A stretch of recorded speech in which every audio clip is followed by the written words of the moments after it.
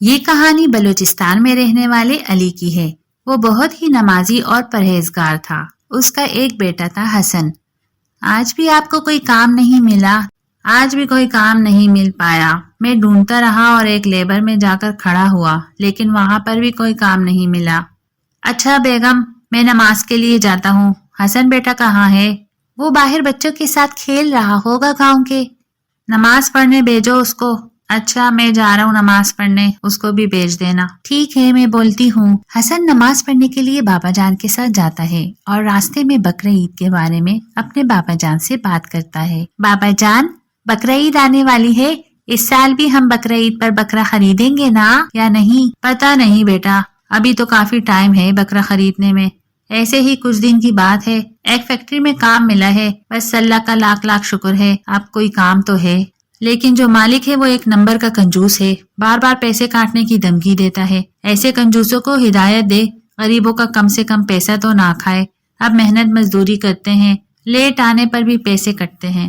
میرے مولا، ایسے لوگ بھی بڑے ہیں۔ یہ چھوڑیے، وہ اپنا گناہ کما رہے ہیں، آپ اپنے کام کی طرف دھیان دیجیے۔ جو جیسی کرے گا وہ ویسے ہی بھرے گا۔ 1 مہینہ کام کرتے ہو گیا ہے، مالک مجھے تنخواہ دیجیے، میرے گھرانے کا کرایہ بھی دینا ہے، نہیں تو میرا مالک مجھے گھر سے نکال دے گا۔ میں نے تیرا ٹیکہ اٹھا رکھا ہے کیا؟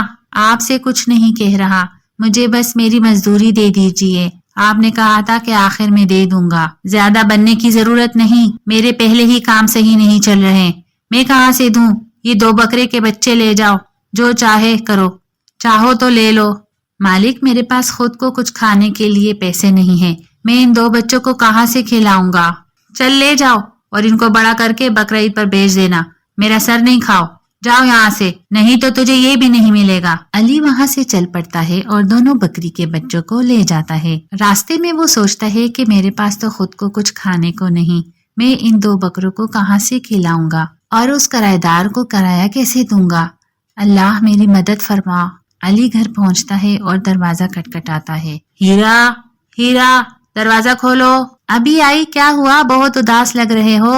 کیا بتاؤں بیگم، آج تو مالک نے مجھے تنخواہ بھی نہیں دی اور دھکے مار کر باہر نکال دیا، اور یہ 2 بکری کے بچے بھی دے دیے۔ اب میں اس کا کیا کروں؟ ہمارے پاس تو خود کو کچھ کھانے کو نہیں، اور اب ان 2 بکرے کے بچے کو بھی پالنا ہے۔ یا اللہ، اب کیا ہوگا ہمارا؟ یا اللہ ہماری مدد فرما، گھر میں راشن بھی نہیں ہے، ہم تو چلو بھوکے رہ جائیں گے، لیکن اپنے بیٹے حسن کو کیا کھلائیں گے؟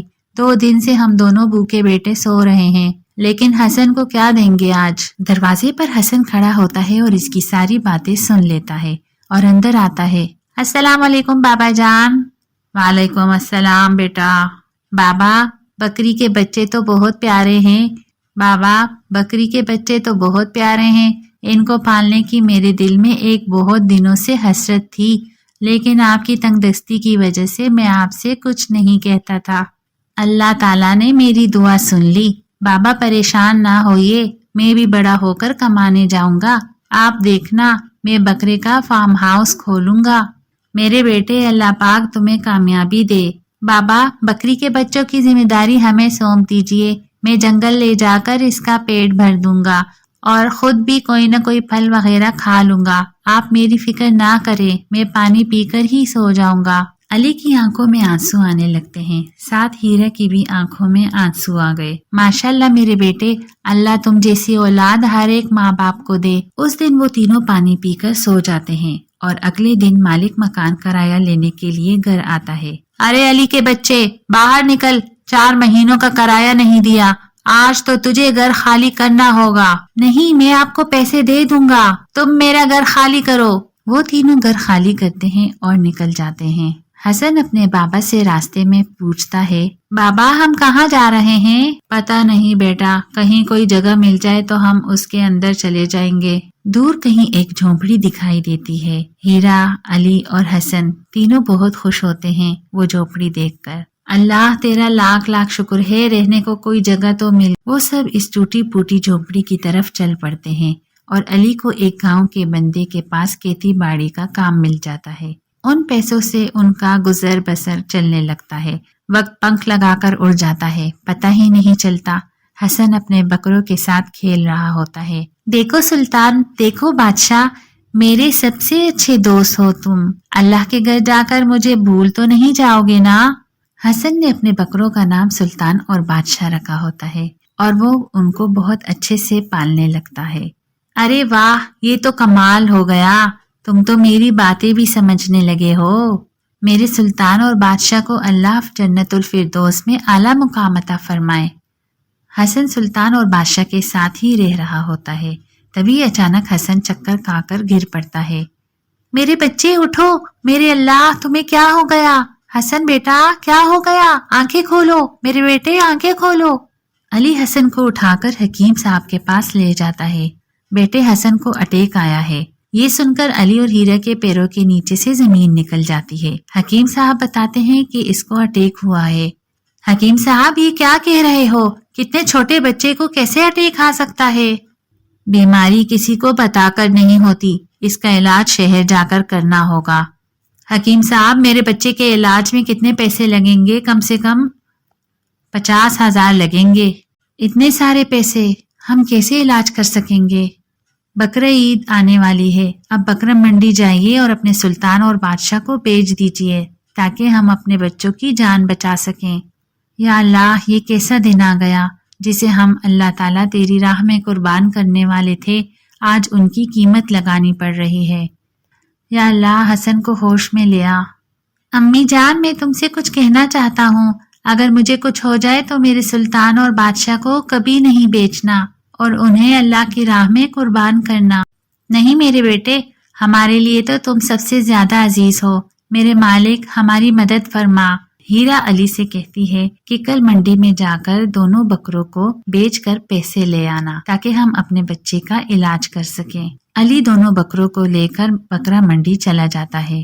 بکرا منڈی میں چاروں طرف بکرے ہی بکرے نظر آ رہے ہوتے ہیں، کہیں کوئی جگہ نہیں ہوتی ہے۔ جب بکرا منڈی کے اندر آدمی جاتے ہیں تو سب سے پہلے 1000 روپے دینے ہوتے ہیں۔ آپ کو 1000 روپے دینے ہوں گے۔ کس بات کے 1000 روپے؟ بھائی، اس منڈی میں بکرا بیچنے کے لیے۔ بھائی جان، ابھی میرے پاس پیسے نہیں ہیں، بکرا بیچنے کے بعد میں آپ کو ضرور دے دوں گا۔ یا اللہ، یہ کیسا ظلم ہے غریبوں پر، اپنی چیز بیچنے کے لیے بھی لوگوں کو پیسے دینے پڑتے ہیں۔ اللہ، کیا کروں میں؟ بچہ اس حال میں پڑا ہے، میرے پاس اتنے پیسے بھی نہیں کہ آج اس کا علاج کر سکوں۔ بادشاہ اور سلطان دونوں رو رہے ہوتے ہیں۔ علی کا دونوں بکروں کو بیچنے کا کوئی شوق نہیں ہوتا، لیکن کیا کرے، بچے کے علاج کے لیے پیسے چاہیے ہوتے ہیں، جس کی وجہ سے ان کو بیچنا پڑ رہا ہوتا ہے۔ میرے بچوں، تمہیں بیچنے کا مجھے کوئی شوق نہیں، میں تو اللہ کے نام پر تمہیں قربان کرنا چاہتا تھا۔ تم جانتے ہو کہ میرا بچہ اس وقت کس حالت سے گزر رہا ہے، مگر میں اسے نہیں بچا سکتا۔ میں بھی گناہ گار ہوں، باپ کا حق ادا نہیں کر سکوں گا سوائے تمہارے بیچنے کے۔ میرے پاس اور کچھ نہیں ہے، میرے دل اور جان ہو تم۔ کچھ دن کے بعد ایک شخص ان کے پاس آتا ہے اور ان سے کہتا ہے کہ یہ بکرے کتنے پیسوں میں دو گے؟ بھائی جان، دونوں بکرے 70,000 کے ہیں۔ بھائی جان، کچھ کم کر دو پیسے، اتنے زیادہ مانگ رہے ہو۔ آپ بہت مانگ رہے ہو بھائی جان، پوری بکرا منڈی میں جا کر دیکھ لیجئے، ایسا بکرا کہیں مل جائے تو میں آپ کو یہ دونوں فری میں دے دوں گا۔ بھائی جان، میں پوری بکرا منڈی گھوم چکا ہوں، تبھی تو میں آپ کے پاس آ کر رکا ہوں۔ آپ یہ بکرے مجھے دے دو، بہت ہی خوبصورت ہے اور تگڑے موٹے نظر آ رہے ہیں۔ چلو 70,000 میں دے دو۔ ٹھیک ہے بھائی جان۔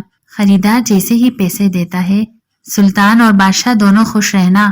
اللہ کے گھر جا کر میرے بچوں، تمہاری جدائی مجھے ہمیشہ تڑپائے گی، مجھے تمہاری یاد آئے گی جب تمہارے ننھے ننھے پیروں سے تم دونوں کو دیکھتا تھا۔ سلطان اور بادشاہ دونوں بکرے زور زور سے رونے لگتے ہیں اور علی کی بھی آنکھوں میں آنسو آ جاتے ہیں۔ یہ سب دیکھ کر آدمی بھی رونے لگ جاتا ہے۔ یا اللہ، یہ کیسی محبت ہے ان کی، جسے دیکھ کر پتھر بھی رو پڑے۔ بہت محبت کرتے ہیں، مجھے لگتا ہے آپ کے بکرے آپ سے بہت محبت کرتے ہیں۔ جی بھائی جان، اس سے میں نے بچپن سے پال لیا ہے، آج یہ میرے لیے رو رہے ہیں۔ ایسی کیا مجبوری ہو گئی کہ آپ کو ان کو بیچنا پڑ رہا ہے؟ میرے بچے کو اٹیک ہوا ہے، اس کو ٹھیک کرنے کے لیے مجھے 50,000 روپے کی ضرورت ہے، اس لیے میں ان کو بیچ رہا ہوں۔ میرے پاس ایک ٹوٹی پوٹی جھونپڑی ہے اور میں اپنے بچے کے لیے پیسے لگاؤں گا اور اس کو ٹھیک کروں گا، لیکن ماں کی ممتا نے مجھے مجبور کر دیا، اللہ تعالیٰ مجھے معاف کرے۔ ایسا نہ کہو بھائی، تمہاری کہانی سن کر مجھے یقین آ گیا ہے تم نے انہیں بچپن سے پالا ہے، اس لیے تمہاری محبت زیادہ ہے۔ یہ پیسے بھی رکھ لو اور اپنے سلطان اور بادشاہ کو بھی اپنے گھر لے جاؤ، تمہارے سلطان اور بادشاہ کی قربانی ہوگی انشاءاللہ۔ اللہ تعالیٰ مجھے بھی نیکیاں دے گا۔ نہیں بھائی صاحب، یہ پیسے میں کیسے رکھ لوں؟ آپ انہیں میری مدد سمجھ کر رکھ لیجئے، کیا پتا اللہ تعالیٰ مجھے اس کے بدلے جنت الفردوس میں اعلیٰ مقام عطا فرمائے۔ بھائی جان آپ کا بہت بہت شکریہ۔ آپ کے لیے میں اللہ تعالیٰ سے دعا کروں گا، اللہ تعالیٰ آپ کے بیٹے کو صحیح سلامت کر دے۔ اللہ بہت رحیم ہے، غریبوں کی سننے والا ہے۔ علی اپنے گھر جاتا ہے اور اللہ تعالیٰ کا شکر ادا کرتا ہے۔ علی حسن کو لے کر دوسرے شہر میں جاتا ہے اور اس کا علاج کراتا ہے۔ حسن پوری طرح ٹھیک ہو جاتا ہے۔ اللہ تیرا لاکھ لاکھ شکر ہے، میرے بچے کو صحیح کر دیا۔ سلطان اور بادشاہ کو اللہ تعالیٰ کی راہ میں قربان کر دیا جاتا ہے۔ آپ سب کو بقرعید مبارک۔ اگر ہماری کہانی اچھی لگی تو لائک کریں اور شیئر کریں، اور ایسی کہانیوں کے ساتھ جڑنے کے لیے ہمارا چینل سبسکرائب کریں اور بیل آئیکن کو ضرور دبائیں۔